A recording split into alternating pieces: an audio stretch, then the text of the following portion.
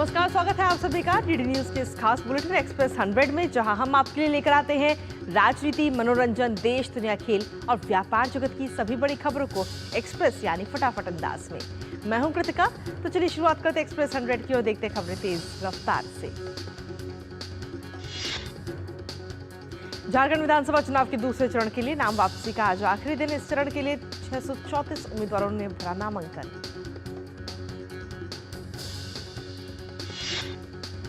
दूसरे चरण में 38 सीटों पर 20 नवंबर को होगा मतदान, जबकि पहले चरण के लिए 13 नवंबर को 43 निर्वाचन क्षेत्रों में होगा मतदान।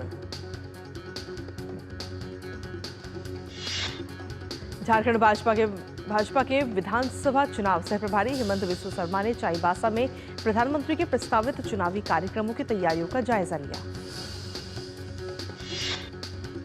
हेमंत बिस्व शर्मा ने बताया कि 4 नवंबर को पीएम चाईबासा और गढ़वा में चुनावी सभा को संबोधित करेंगे। हेमंत बिस्व शर्मा ने बताया कि केंद्रीय गृह मंत्री अमित शाह 3 नवंबर को घाटशिला, सिमरिया और बरकठा में हुंकार भरेंगे। झारखंड में मुख्यमंत्री हेमंत सोरेन के हलफनामे में उनकी उम्र को लेकर भाजपा लगातार सवाल उठा रही है। नामांकन के वक्त भरे हलफनामे के मुताबिक उनकी उम्र 5 साल के अंतराल में ही 7 साल बढ़ गई है, जिसे लेकर भाजपा ने सवाल उठाया है। झारखंड के मुख्य निर्वाचन पदाधिकारी के रवि कुमार ने बताया कि आदर्श आचार संहिता उल्लंघन को लेकर अब तक कुल 22 प्राथमिकी दर्ज की गई। राज्य में आदर्श आचार संहिता लागू होने के बाद से अब तक 121.14 करोड़ का अवैध सामान और नकदी जब्त की गई है। सर्वाधिक जब्ती राज्य पुलिस द्वारा की गई है। महाराष्ट्र विधानसभा चुनाव के लिए दाखिल किए गए 7,994 नामांकन पत्रों में से 921 नामांकन विभिन्न गलतियों की वजह से रद्द कर दिए गए। महाराष्ट्र में नामांकन दाखिल करने की अंतिम तारीख 29 अक्टूबर थी। नामांकन वापस लेने की अंतिम तारीख 4 नवंबर है। मतदान 20 नवंबर को और मतगणना 23 नवंबर को होगी। महाराष्ट्र में उप मुख्यमंत्री अजित पवार ने विधानसभा चुनाव प्रचार के दौरान बारामती में ग्रामीणों से बातचीत की। एनसीपी नेता और मानखुर्द शिवाजी नगर से उम्मीदवार नवाब मलिक के बारे में पूछे जाने पर अजित पवार ने कहा कि 4 नवंबर तक ही साफ हो जाएगा कि कौन सा उम्मीदवार किस सीट से चुनाव लड़ेगा। मुंबई बीजेपी अध्यक्ष आशीष शेलार ने लोकसभा में विपक्ष के नेता राहुल गांधी की आगामी महाराष्ट्र यात्रा को लेकर उन पर हमला बोला है।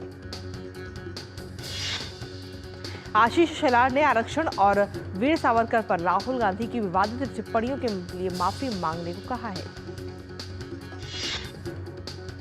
एनसीपी शरद पवार गुट के अध्यक्ष ने कहा कि विपक्षी महाविकास अघाड़ी गठबंधन 6 नवंबर से महाराष्ट्र विधानसभा चुनाव के लिए अपना अभियान शुरू करेगा। शरद पवार ने कहा कि अभियान का नेतृत्व वो कांग्रेस नेता राहुल गांधी और शिवसेना उद्धव ठाकरे गुट के प्रमुख उद्धव ठाकरे करेंगे।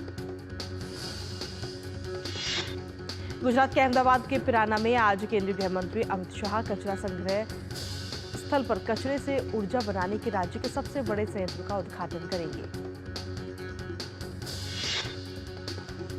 परियोजना से राष्ट्रीय स्वच्छता सर्वेक्षणों में अहमदाबाद की रैंकिंग में सुधार की उम्मीद है, जिससे पिराना लैंडफिल में कचरे की समस्या का समाधान करने में मदद मिलेगी। कांग्रेस के राष्ट्रीय अध्यक्ष मल्लिकार्जुन खड़गे ने पार्टी नेताओं और सरकार को खरी खरी सुनाई। खड़गे ने कहा कि उतनी ही गारंटी का वादा करें जितना दे सके। खड़गे के बयान पर भाजपा के वरिष्ठ नेता मुख्तार अब्बास नकवी ने कहा कि आने वाले समय में कांग्रेस और राहुल गांधी के झूठे वादे का नुकसान कांग्रेस को उठाना पड़ेगा। कर्नाटक के भाजपा विधायक वसनगौड़ा पाटिल ने प्रधानमंत्री नरेंद्र मोदी को पत्र लिखकर वक्फ संपत्तियों का राष्ट्रीयकरण करने पर विचार करने को कहा है। भाजपा विधायक ने लिखा कि वक्फ बोर्ड कथित तौर पर व्यक्तियों, किसानों और लंबे समय से चली आ रही धार्मिक संस्थाओं के स्वामित्व वाली संपत्तियों पर अतिक्रमण कर रहे हैं। जम्मू कश्मीर में भाजपा के कद्दावर नेता और नगरोटा से मौजूदा विधायक देवेंद्र सिंह राणा का गुरुवार की रात निधन हो गया। वो काफी दिनों से बीमार चल रहे थे। देवेंद्र सिंह राणा ने विधानसभा चुनाव में बम्पर जीत हासिल की। उनकी मृत्यु की खबर मिलते ही केंद्रीय मंत्री जितेंद्र सिंह उनके घर पहुंचे। प्रधानमंत्री नरेंद्र मोदी ने देवेंद्र सिंह राणा के निधन पर दुख व्यक्त किया है। प्रधानमंत्री ने सोशल मीडिया पोस्ट में कहा कि उनका असामयिक निधन चौंकाने वाला है। जाने माने अर्थशास्त्री और लेखक विवेक देबरॉय का आज सुबह निधन हो गया। विवेक प्रधानमंत्री के आर्थिक सलाहकार परिषद के अध्यक्ष भी थे। विवेक देबरॉय 69 साल के थे। राष्ट्रपति द्रौपदी मुर्मू ने डॉक्टर विवेक देबरॉय के निधन पर शोक जताते हुए कहा कि डॉक्टर विवेक देबरॉय के निधन से देश के एक प्रतिष्ठित सार्वजनिक बुद्धिजीवी को खो दिया है। डॉक्टर विवेक देबरॉय के निधन पर प्रधानमंत्री ने एक्स पर पोस्ट साझा किया और उन्होंने लिखा कि विवेक देबरॉय ने कार्यों से उन्होंने भारत के बौद्धिक परिदृश्य पर एक अमिट छाप छोड़ी है। नवनियुक्त रक्षा सचिव आर.के. सिंह ने आज दिल्ली में राष्ट्रीय युद्ध स्मारक जाकर पुष्पांजलि अर्पित की। बीएसएफ के जवानों ने अमृतसर जिले के भरोपाल गांव से सटे एक खेत से एक ड्रोन बरामद किया है। बरामद ड्रोन की पहचान चीन निर्मित DJI Mavic 3 क्लासिक के रूप में की गई है। इसके अलावा बीएसएफ के जवानों ने अमृतसर जिले के धनोई कला गांव के पास एक खेत से एक संदिग्ध हेरोइन का पैकेट भी बरामद किया, जिसका वजन करीब 540 ग्राम था। रेल यात्रियों को अब टिकट खिड़की पर लंबी कतारों में खड़े रहने की जरूरत नहीं है। नई दिल्ली रेलवे स्टेशन के प्लेटफॉर्म नंबर 16 के ऊपर ऑटोमेटिक टिकट वेंडिंग मशीन लगी है। जनरल डिब्बे में सफर करने वाले यात्री इस सुविधा के जरिए खुद से या रेल सेवक की मदद से टिकट ले सकते हैं। दिल्ली में कल गोलीबारी की घटना सामने आई। फर्श बाजार थाना क्षेत्र में फायरिंग की घटना में 2 लोगों की मौत हो गई। डीसीपी प्रशांत गौतम ने बताया कि लगभग 8:30 बजे सूचना मिली कि गोलियां चली हैं। पुलिस मौके पर पहुंची मामले की जांच कर रही है। पटाखों पर रोक के बावजूद दिवाली पर हुई आतिशबाजी के कारण आज सुबह दिल्ली के अधिकतर इलाकों में एक प्रदूषण का स्तर 350 के पार दर्ज किया गया। दिल्ली में वायु प्रदूषण के अलावा यमुना नदी की सतह पर जहरीली झाग की परत भी देखी जा रही है। उत्तराखंड के ऋषिकेश में दिवाली के अवसर पर परमार्थ निकेतन में विदेशी पर्यटकों ने गंगा आरती में भाग लिया और दिए जलाए।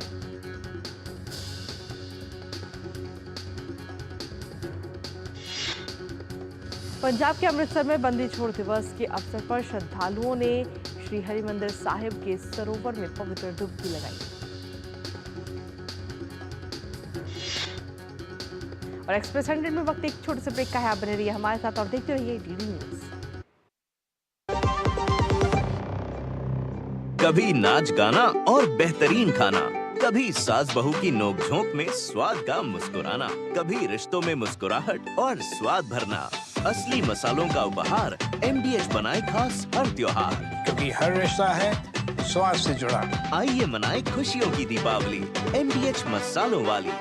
जब धरती चीर कर निकलता है लोहे का पत्थर और मिलता है मोंगिया के जोश से, फिर तपता है, पिघलता है और बनता है फौलाद। अब होता है सरिया सारी खूबियों के साथ। मोंगिया स्टील, मजबूत देश का मजबूत सरिया। और ब्रेक के बाद एक बार फिर से स्वागत आप सभी का। वापस रुक करेंगे एक्सप्रेस 100 का।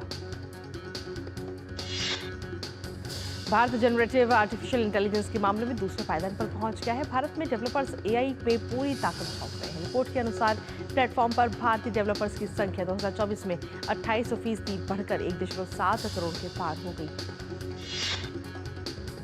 भारतीय रेल में ट्रेनों की टिकट बुक करने के नियम आज से बदल गए हैं। नए नियम के तहत यात्री अब किसी भी ट्रेन में 60 दिन पहले का रिजर्वेशन ही कर पाएंगे।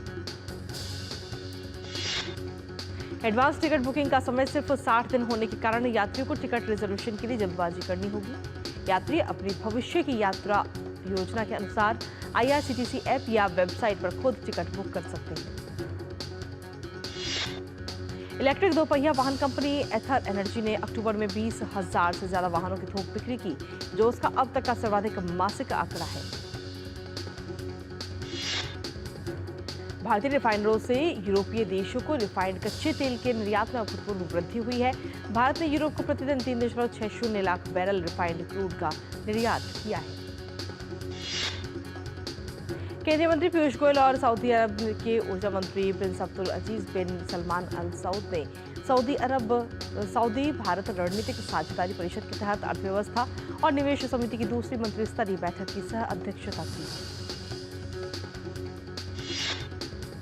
वाणिज्य और उद्योग मंत्रालय के निदेशक सेंथिल नाथन ने सेवाओं के निर्यात पर वैश्विक सम्मेलन में कहा कि सेवा निर्यात में तेजी से वृद्धि हो रही है।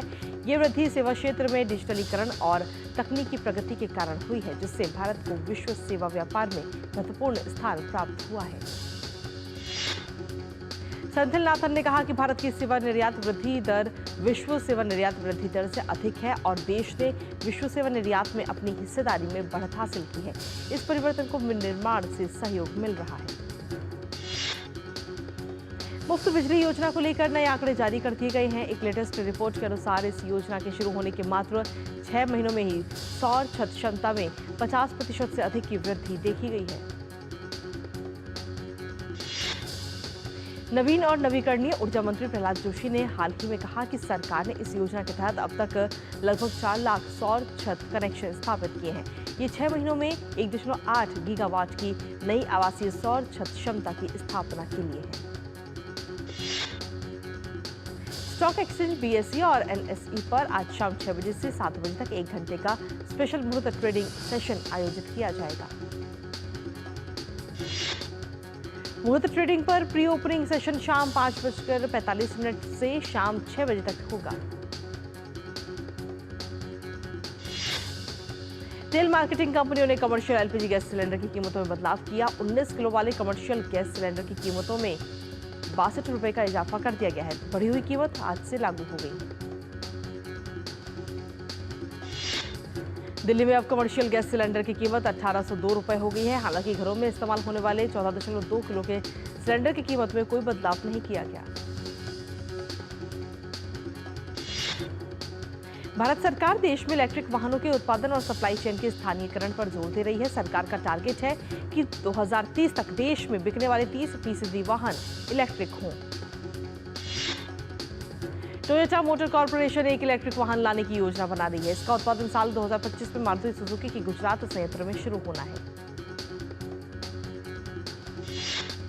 अमेरिकी राष्ट्रपति चुनाव की तारीख नजदीक आ रही है। डेमोक्रेटिक राष्ट्रपति पद की उम्मीदवार कमला हैरिस ने मेडिसन में कहा कि यह चुनाव उनके जीवन का सबसे महत्वपूर्ण चुनाव है। हैरिस ने रिपब्लिकन राष्ट्रपति पद के उम्मीदवार डोनाल्ड ट्रंप को अस्थिर बताया। हैरिस राष्ट्रीय स्तर पर पंजीकृत मतदाताओं के बीच ट्रंप से सिर्फ 44% से 43% आगे है। पूर्वी स्पेन में आई विनाशकारी बाढ़ से मरने वालों की संख्या 158 हो गई है। बचाव दल अभी भी लापता लोगों की तलाश कर रहा है।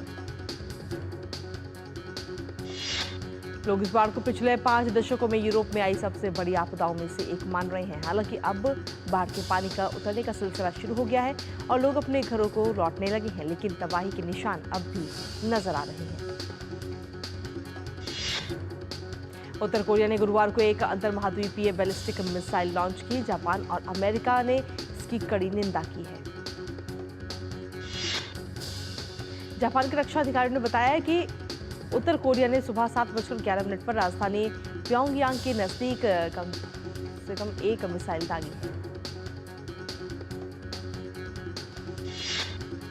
जापान के रक्षा मंत्री नाकातानी जैन ने कहा कि इस वर्ष ये 12वीं बार होगा जब उत्तर कोरिया ने बैलिस्टिक मिसाइलों का परीक्षण किया है। उत्तरी इजराइल पर हिजबुल्लाह के रॉकेट हमलों में मेटुला और हाइफा के पास कृषि क्षेत्रों में 7 लोगों की मौत की खबर है। हिजबुल्लाह ने लेबनान से एक रॉकेट दागा जो एक सेब के बगीचे में जा गिरा, जिसमें 5 लोगों की जान चली गई। अमेरिका में दिवाली का जश्न नया नहीं है। बराक ओबामा से लेकर ट्रंप और जो बाइडेन तक सभी अमेरिकी राष्ट्रपतियों ने दिवाली का आयोजन व्हाइट हाउस में किया है। अमेरिका में इस साल ऐतिहासिक है दिवाली। अमेरिका के राष्ट्रपति जो बाइडेन ने अमेरिकी राष्ट्रपति का आधिकारिक कार्यालय और आवास व्हाइट हाउस में दिवाली समारोह का आयोजन किया। अमेरिका में भारत के राजदूत विनय मोहन क्वात्रा व्हाइट हाउस में राष्ट्रपति जो बाइडेन और प्रथम महिला डॉक्टर ब्रिटेन द्वारा आयोजित दिवाली समारोह में शामिल हुए। अमेरिका में दिवाली पर कई ऐतिहासिक स्थलों को रोशनी से भी सजाया गया। दीपावली का त्योहार न सिर्फ भारत में बल्कि पूरी दुनिया में बड़ी धूमधाम के साथ मनाया जा रहा है। हाल ही में अमेरिका के राष्ट्रपति भवन व्हाइट हाउस में दिवाली का जश्न मनाया गया, जिसमें कई लोग शामिल हुए। इस जश्न के दौरान व्हाइट हाउस के सैन्य बैंड ने सनातन धर्मावलंबियों की प्रमुख आरती ओम जय जगदीश हरे बजाया। इस वीडियो को आईएमएफ की deputy managing director Gita Gopinath ने अपने सोशल मीडिया प्लेटफॉर्म एक्स पर शेयर किया है। गीता गोपीनाथ ने वीडियो पोस्ट करते हुए एक्स पर लिखा, दिवाली के लिए व्हाइट हाउस की मिलिट्री बैंड को ओम जय जगदीश हरे बजाते हुए सुनना अद्भुत था। हैप्पी दिवाली। डोनाल्ड ट्रंप ने दुनिया भर में हिंदुओं पर हो रहे हमलों को अनदेखा करने के लिए अमेरिकी राष्ट्रपति जो बाइडेन और उपराष्ट्रपति कमला हैरिस पर जोरदार हमला किया। डोनाल्ड ट्रंप ने बांग्लादेश में हिंदू और अन्य अल्पसंख्यकों के खिलाफ हिंसा की निंदा की। उन्होंने कहा कि बांग्लादेश पूरी तरह से अराजकता की स्थिति में है।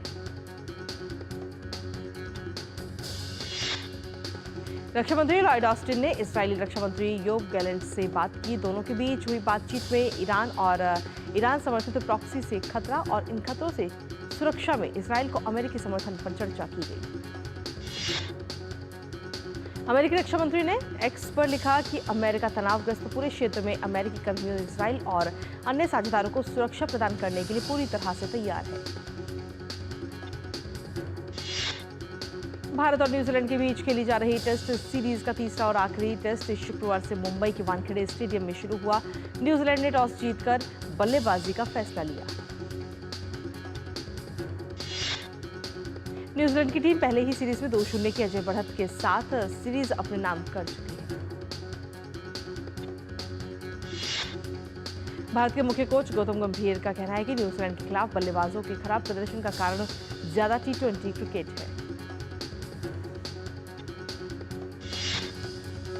दक्षिण अफ्रीका ने बांग्लादेश को सीरीज के दूसरे टेस्ट में हराकर रिकॉर्ड जीत दर्ज की है। दक्षिण अफ्रीका ने बांग्लादेश को पारी और 273 रन से हरा दिया।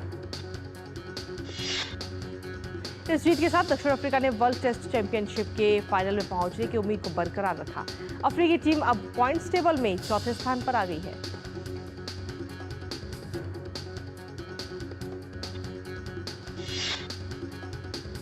और बुलेटिन में वक्त एक और छोटे से ब्रेक का, आप बने रहिए हमारे साथ। बात जब पीढ़ियों के लिए बनने वाले घर की हो तो जिम्मेदारी बड़ी हो जाती है। गैलेंट समझता है ये जिम्मेदारी। अब डबल एम रिब्स के साथ गैलेंट एडवांस TMT रीबार, निर्माण का रियल हीरो। हाय मॉम, फिर से शॉपिंग? बाबूजी, आपने इसे बिगाड़ के रखा। लिमिट में करो तो कुछ बुरा नहीं होता है। बिना लिमिट शॉपिंग करेगी आपके कार्ड पे ऐड ऑन जो है। मैंने तो कार्ड पे लिमिट सेट कर दिया। अच्छा, इसके फायदे ये हैं कि रिस्क कम हो जाता है और अगर फ्रॉड भी हुआ तो तुरंत बैंक को बोल दीजिए, नुकसान कम। दादू, नेक्स्ट टाइम ये pink dress. You are the limit. Limit तो सेट है। RBI कहता है जानकार बनिए, सतर्क रहिए। मेरी पसंद, मेरी पसंद, मेरी पसंद, मेरी पसंद, हमारी पसंद, हम सबकी पसंद। मजबूत देश का मजबूत सरिया होंगे स्टील। और ब्रेक के बाद एक बार फिर से स्वागत आप सभी का। वापस रुक करेंगे एक्सप्रेस 100 का। IPL 2025 से पहले होने वाले मेगा ऑक्शन के लिए खिलाड़ियों की रिटेंशन लिस्ट जारी हो चुकी है। राजस्थान रॉयल्स ने 6 खिलाड़ी, गुजरात टाइटंस ने 5, पंजाब ने 2, लखनऊ और मुंबई ने 5-5 खिलाड़ियों को रिटेन किया है। रॉयल चैलेंजर्स बेंगलुरु ने विराट कोहली, रजत पाटीदार और यश दयाल को रिटेन किया है। कोलकाता नाइट राइडर्स ने कप्तान श्रेयस अय्यर को रिलीज कर दिया है। KKR ने 4 कैप्ड और 2 अनकैप्ड खिलाड़ी को रिटेन किया है। चेन्नई सुपर किंग्स ने 5 खिलाड़ियों को रिटेन किया है। CSK ने धोनी को बतौर अनकैप्ड खिलाड़ी रिटेन किया है। भारत के खिलाफ खेली जाने वाली 4 मैचों की T20 इंटरनेशनल सीरीज के लिए साउथ अफ्रीका की टीम का ऐलान हो गया है। साउथ अफ्रीका की T20 टीम में हेनरिक क्लासेन, डेविड मिलर और केशव महाराज की वापसी हो गई है। जेराल्डो कोएट्जी और मार्को यानसेन को भी टीम में शामिल किया गया है। 4 मैच की सीरीज का पहला मुकाबला 8 नवंबर को डरबन में खेला जाएगा। जर्मनी में हाइलो ओपन बैडमिंटन टूर्नामेंट में सभी भारतीय खिलाड़ी मालविका बसौद, आयुष शेट्टी, सतीश कुमार, करुणाकरण और रक्षिता श्री क्वार्टर फाइनल में पहुंच गए हैं। मैनचेस्टर यूनाइटेड के नए कोच बनने जा रहे रूबेन अमोरिम अगले महीने के अंतर्राष्ट्रीय ब्रेक तक स्पोर्टिंग लिस्बन में बने रहेंगे। गौरतलब है कि सोमवार को एरिक टेन हैग को मैनचेस्टर यूनाइटेड ने कोच के पद से हटा दिया था। वरुण धवन की अपकमिंग फिल्म बेबी जॉन 25 दिसंबर को होगी रिलीज। रजनीकांत और अमिताभ बच्चन अभिनीत वेटेरियन 8 नवंबर को प्राइम वीडियो पर स्ट्रीम होगी। अजय देवगन की फिल्म सिंघम अगेन सिनेमाघरों में हुई रिलीज।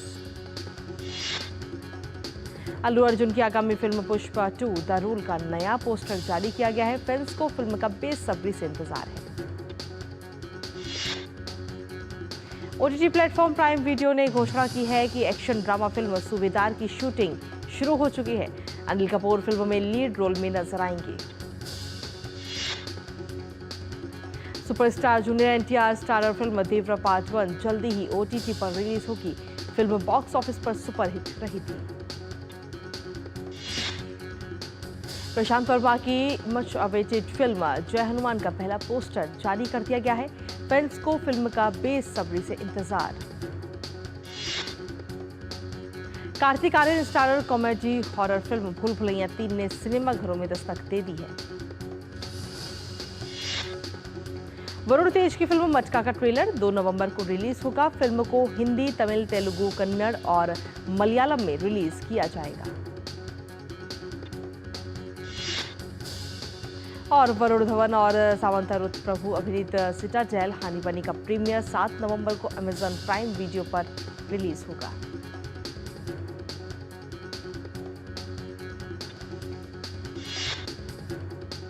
और इसके साथ ही खबरों की तमाम दुनिया से लगातार जुड़े रहने के लिए अब आप डीडी न्यूज की तमाम खबरें और updates YouTube, Facebook, Twitter, Instagram और हमारी वेबसाइट पर भी उपलब्ध हैं। आप इन्हें फॉलो और सब्सक्राइब कर सकते हैं, जिनके जरिए आप खबरों की दुनिया में 24 घंटे अपडेट रहेंगे। और इसी के साथ फिलहाल एक्सप्रेस 100 में मुझे और हमारी पूरी टीम को दीजिए अनुमति। नमस्कार।